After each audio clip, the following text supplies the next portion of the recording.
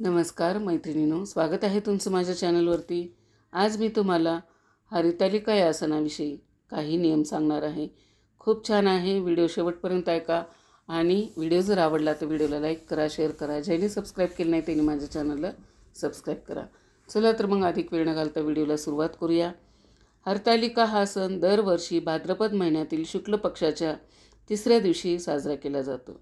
यंदा हा सण 6 सप्टेंबर रोजी साजरा होणार आहे।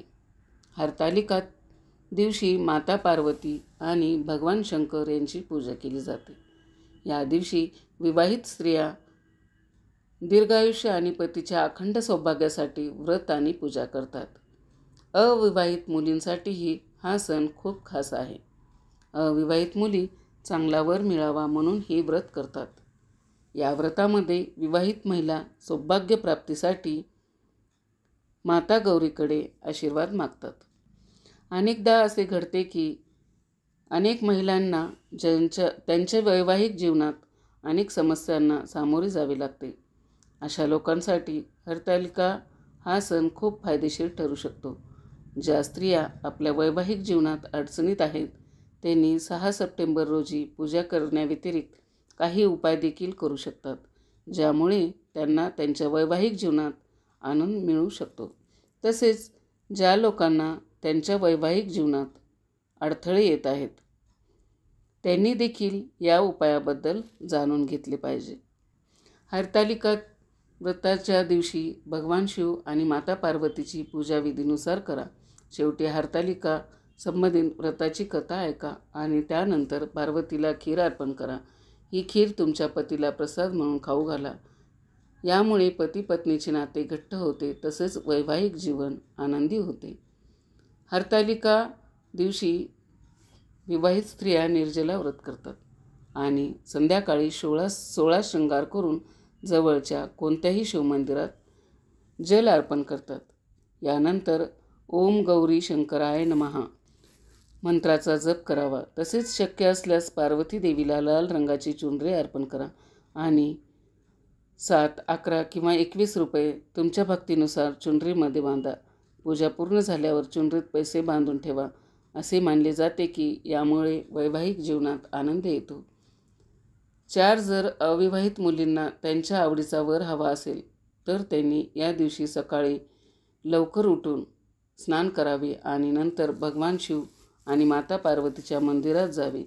मंदिरात माता पार्वती आणि भगवान शिव यांना लाल गुलाब अर्पण करा। यानंतर नंदी आणि भगवान शंकराला मध अर्पण करा। त्यानंतर इच्छित वरासाठी माता पार्वतीची प्रार्थना करा।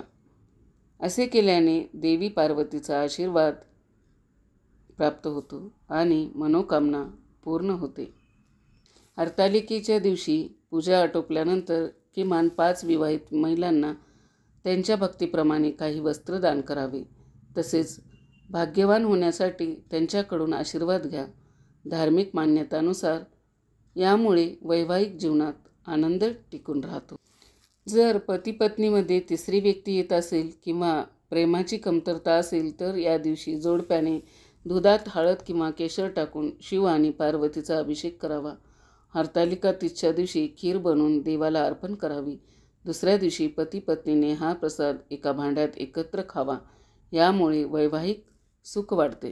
हरतालिकेला गणेश मंदिरात कोरडे मालपुआ अर्पण केल्याने वैवाहिक जीवनात प्रेमाची कमतरता कधीच भासणार नाही।